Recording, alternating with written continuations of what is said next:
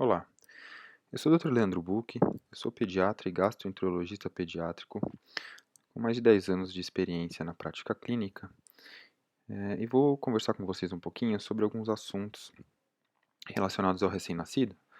Hoje nós vamos falar um pouquinho sobre a icterícia e as fezes do bebê.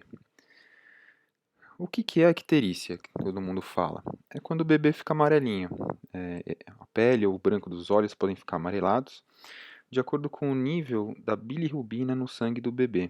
A bilirrubina é uma substância formada naturalmente no nosso metabolismo, mas por conta do bebê ainda ter o fígado muito imaturo, ele não consegue metabolizar essa bilirrubina e ela vai se acumulando na pele e conforme vai aumentando os níveis, ela pode se acumular também no olhinho, embaixo da língua e deixar amarelado.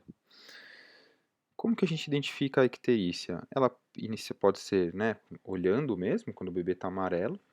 Para determinar os seus níveis, a gente pode fazer na maternidade, quando é disponível, um teste que se chama BiliCheck, que é um aparelhinho que dá uma boa ideia dos valores, mas mais fidedigno seria a coleta do sangue do bebê para fazer uma análise no laboratório e ver quanto que está o nível dessa bilirrubina.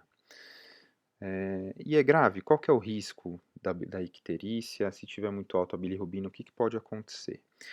Então, na enorme maioria das vezes não é grave, né? De 60 até 80% dos bebês vão ter icterícia. Ela é mais comum em bebês prematuros, bebês de etnias andinas e orientais, e os bebês que ficam apenas no seio materno têm uma icterícia também mais prolongada.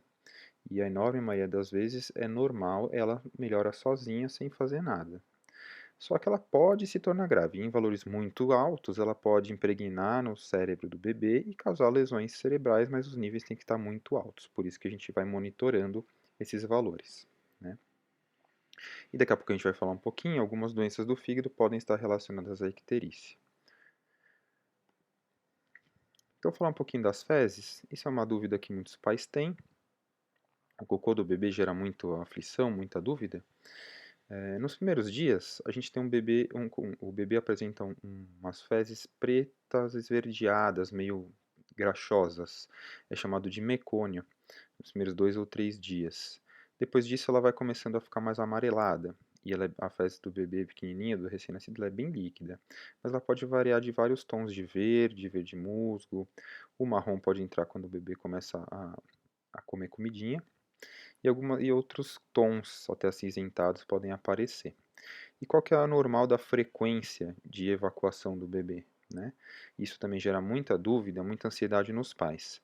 Os bebês pequenininhos podem fazer cocô todas as vezes que mamam, então várias vezes ao dia, ou podem ficar até uma semana sem fazer, que também é normal. Então, esses dois extremos são normais. Então, se o bebê ficar alguns dias sem fazer, não precisa ficar desesperado porque está dentro da normalidade, tá?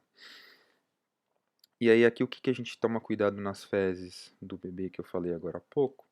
Então, essas aqui de cima são tons normais, e aí a gente tem que ficar alerta quando o bebê está amarelinho, está ictérico, e com as fezes esbranquiçadas, né? Um tom até de pasta de vidraceiro, até esbranquiçado, um pouquinho mais claro, porque isso pode indicar algumas doenças do fígado que a gente precisa investigar.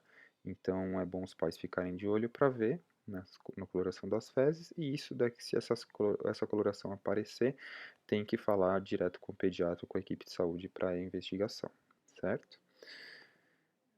E como é que a gente trata?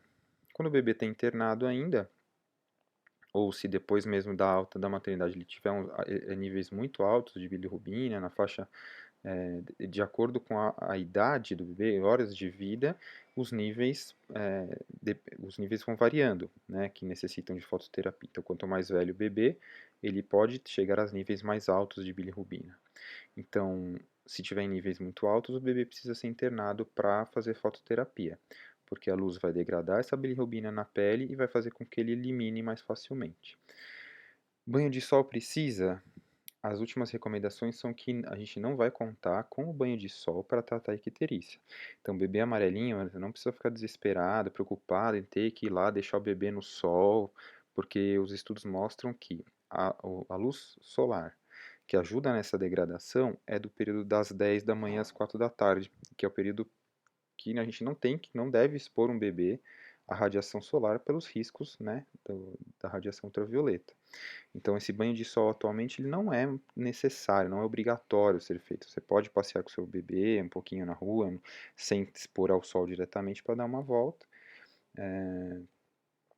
mas, porém, não é esse tratamento que a gente vai preconizar para um bebê ictérico. O bebê com icterícia normal, fisiológica, vai melhorar sozinho, independente do que se faça. Se em algum momento for identificado que esses níveis estão muito altos, o bebê precisa ser internado novamente para ficar em fototerapia até esses níveis baixarem.